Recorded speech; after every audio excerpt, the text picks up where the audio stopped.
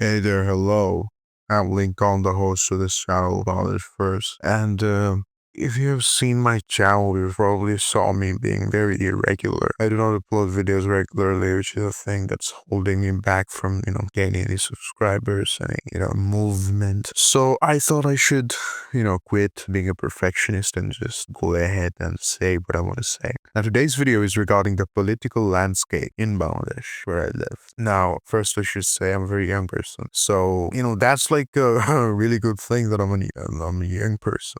But being young comes with also short-sightedness and lack of judgment, lack of good opinions as well, I would say. So, considering all of that, take my opinions with a grain of salt. I'm not claiming to be an expert. Now, with that being said, let's move ahead. So, as you guys probably know, the elections in Bangladesh have finally been finished. And the reason why I say finally is because the interim government, which there was, and they have officially resigned today, they were dragging the whole election jargon for so freaking long. Like since they came to power, the Bangladesh Nationalist Party, who now have won the majority on the council, whatever there is, they've gotten like 2/3 majority. Huge thing, a very good thing. We'll get into it later. But they wanted elections far ahead of this like deadline. Elections happen in this February. If like 12th February. But they wanted it like on the previous year's February, like it's crazy. So it didn't happen, and amidst of all of that, we saw periods of lawlessness, periods where this interim government sucked. And we also saw things that were remarkable, were really good. Namely the July Charter that they produced, it was really great. Many ordinances and laws that they passed during this time, they were also good. And, by just the end, like very close to the finish line, they signed a deal with America, which we'll also discuss, that was suicidal for our country. Now, in this election, there was basically two sides. Someone could argue that there were three sides, but I would just say, well, two of those sides were united, so that's one side. And so one side was BNP, Bangladesh Nationalist Party. On the other hand, there was Jamaat Islami and NCP. Let's start with Jamaat Islami and NCP because their campaign was so rigorous. I mean, I have never seen more agitating, more aggressive, more polarizing, more youth favorable. Like all the young people I know around me, they supported Jamaat Islami and NCP. Some supported them because they supported the NCP before, and somewhere some of the people I know had like a soft religious underbelly. That's why they pondered to us Jamaat Islami. So they had like a very cult type following to begin with, but then came the election. I would call it propaganda. I mean, it sounds bad, but it's basically that. Like their whole campaign was so remarkably good. I have to say, like the way they swayed the voters. A lot of Army League like their government was ousted by these NCP. Not just the NCP, like every person from the working class in Bangladesh, like basically protested. If on August 5th of 2024, that was the biggest thing in the recent history of Bangladesh. So that was a part that played in this campaign for Jamaat, that they had the support of NCP, who led the movement of Army League's downfall. But on field, what I saw is many army leaders who were also religious, they campaigned for Jamaat Islami because, in the name they have Islam, and the whole like subliminal context was that Jamaat's gonna get into power, like they're going to they're going to hack the system, they're going to cheat the system for the good. Like a lot of people around me believed like Jamaat is gonna say they're democratic, they're going to do like a fake show of being aggressive, and the moment they get into the parliament, they will just usher in Sharia law.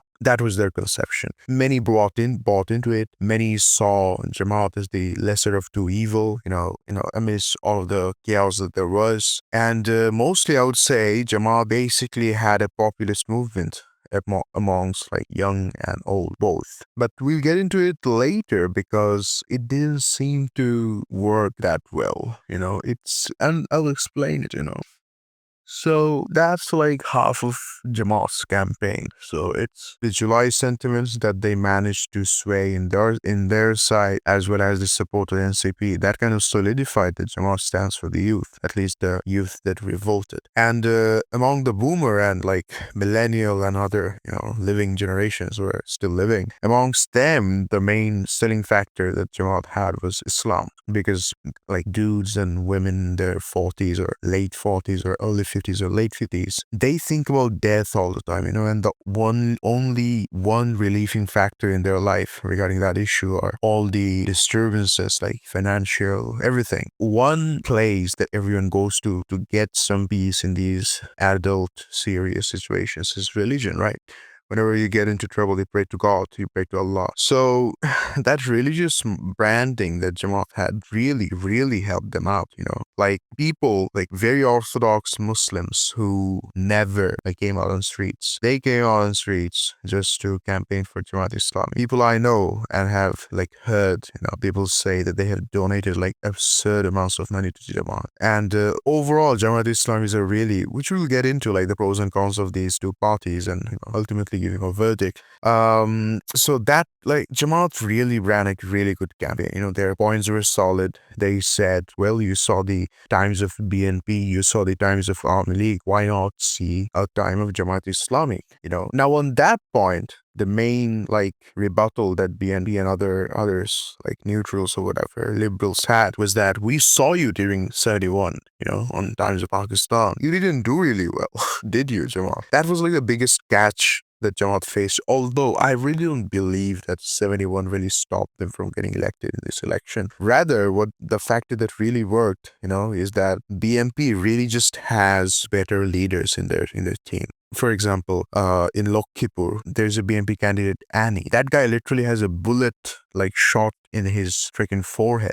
A bullet was shot on his forehead. He has a mark, BNP has bona fide leaders that people know them to be good. They served power for a while, a long time ago, but people know them, right? So for a person living in that area, for them to vote for someone else that they don't know, they never had interaction with, they were never in power, the people we were talking about, it's just absurd for them to vote for them. That's the reason they did not vote. But all the other factors that I discussed that were kind of positive for Jamaat really worked for them. And if you look at voter turnouts, Jamaat did not get upsetting number of votes. They got really good number of votes, and in many seats the winning margin was really thin, a few thousands. I don't know if there were 100 difference anywhere, but regardless, it was tough, this election. But we'll get into why they did not get remotely as good number of seats as people thought that they would get. So that's Jamaat for you. And let's come to BNP.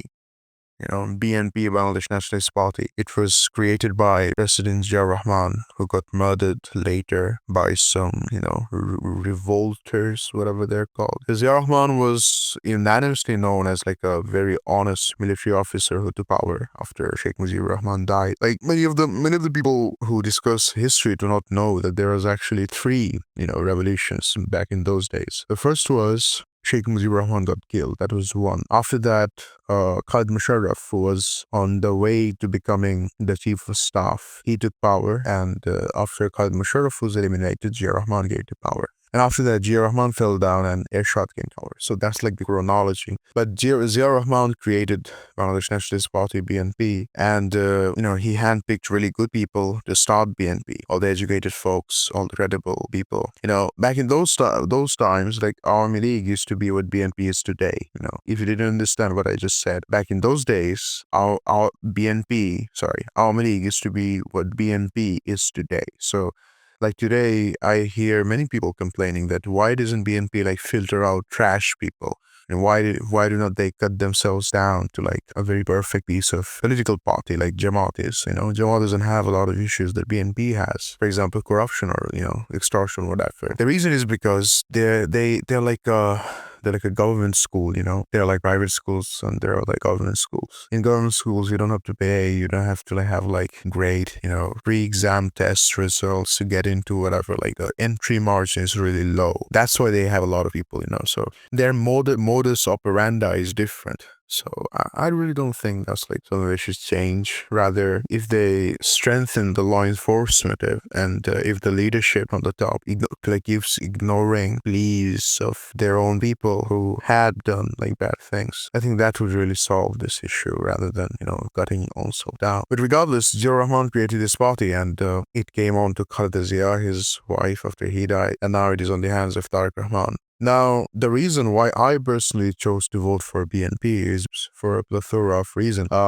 First, one of them I would say is, it's like, I really don't like religion in politics or politics in religion. So let me explain by like an example, okay? So if I go to mosque and someone says that why are you praying like those people, and if I answer like, what do you mean by those people? I'm praying the way I was taught by my father or my family. I don't know any other way. And if he says, well, there's like a certain political party and their people, pray this certain way, you'd be astonished, right?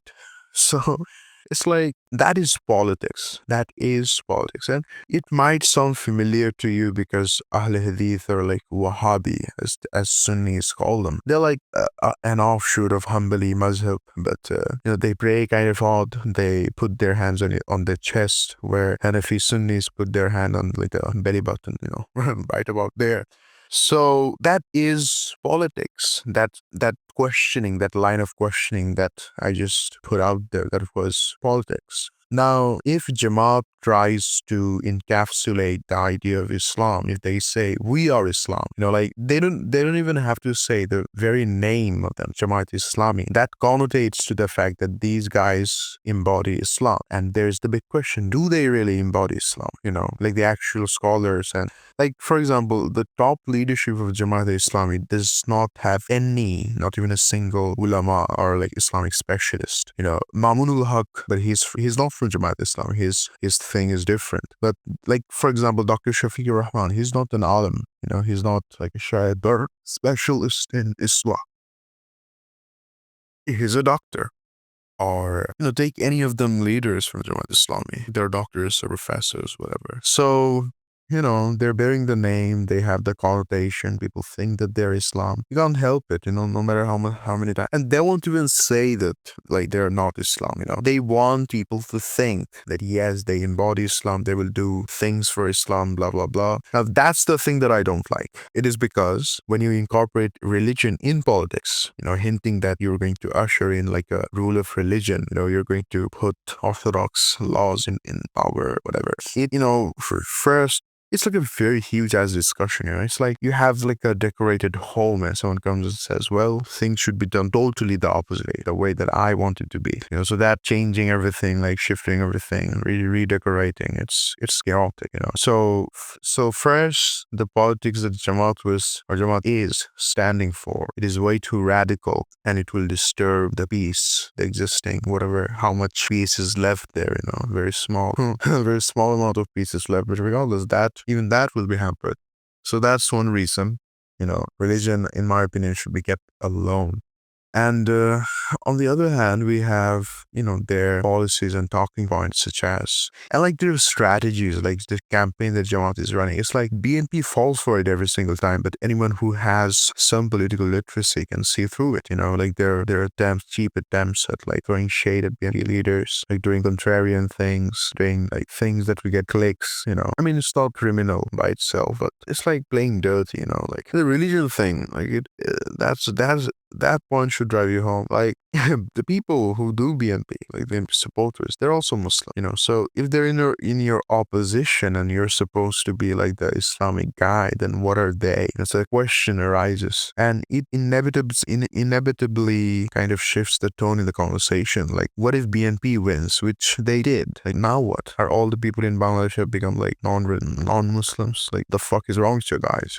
No, they haven't become. So the attempt itself to integrate religion in politics and our understanding of frame of work that we have, it's absurd. And that's the biggest issue I have with Jamaat Islami, And then their whole shtick that they had, like their whole campaign was based on like, look at us, how small we are, how tiny we are. It's like playing on slave morality, like you're supposed to assume that BNP is a bad guy because, why they're big as the reason. Like, I think that kind of was one of their points. And then the blatant abuse of the religion card, like Jamaat had like a few cards, like they had August 5th card, basically the July Revolution card. They had Islam card. And also later they brought up like a female card, like It's great. Like they play cards, and the risk with playing cards is that people lose empathy. Like people stop falling for cards really soon. Like it happens really fast. Like look at Army League. Like what have they become? They abuse the fuck out of 1971 card, the Liberation card, and like look what happened. People don't give a fuck anymore.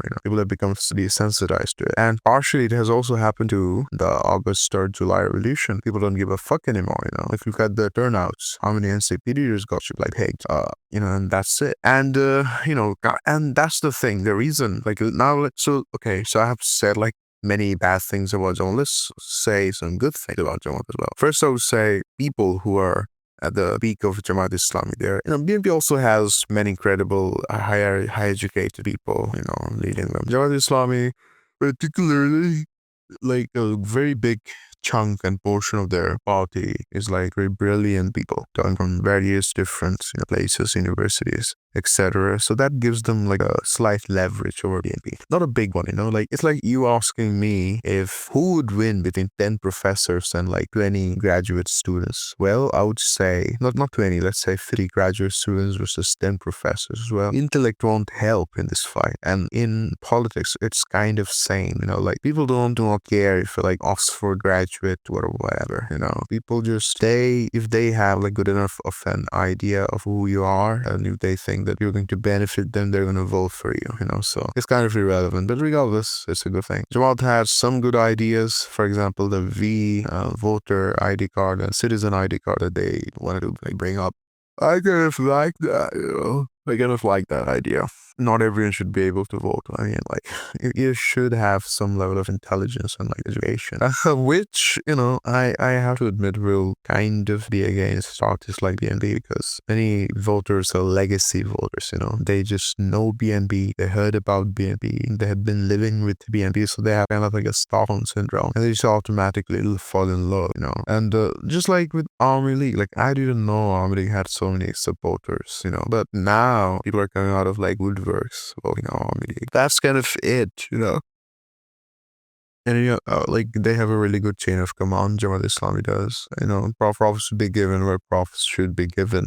They have a really strong chain of command. They don't have organizational clashes, not as much as BNP or Ahmadi leader does. And so on issues like these, they're really good. But the criticism points that I have, so the religious politics, the card playing politics. Like for example, if you look at BNP, what card do they have?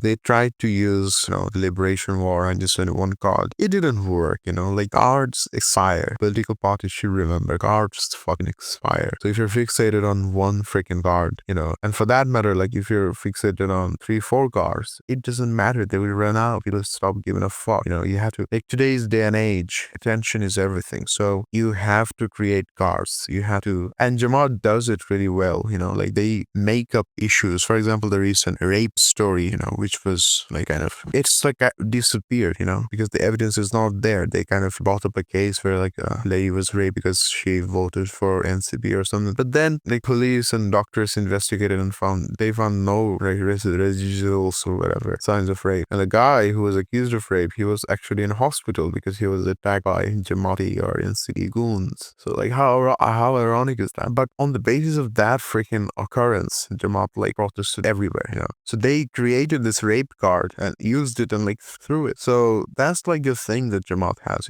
but people will stop trusting them if they run on fake things. It was fake, it was shallow, it was debunked. So, that's basically it, So the fact is, on the BNP side, why I pondered for them, why I went to that side of the aisle, is because I saw more potential in them, because their politics, their brand of politics is kind of neat and clean on the top, at least. The top leaders of BNP, they seem really capable. They were capable. They're known to be like survivors, So I have more faith in BNP in that regard, that they have more grassroots connection, that they can keep up the order, With like a Faustian bargain, it's like you have to let them do at least a little corruption or people won't support it, because fundamentally the people of Bangladesh, they want want. Like, the people of Bangladesh hate when corruption is being done to them, but when they do corruption, it's totally fine. Everyone wants to be an abuser, no one gets abused here. So that's the thing, that's the whole political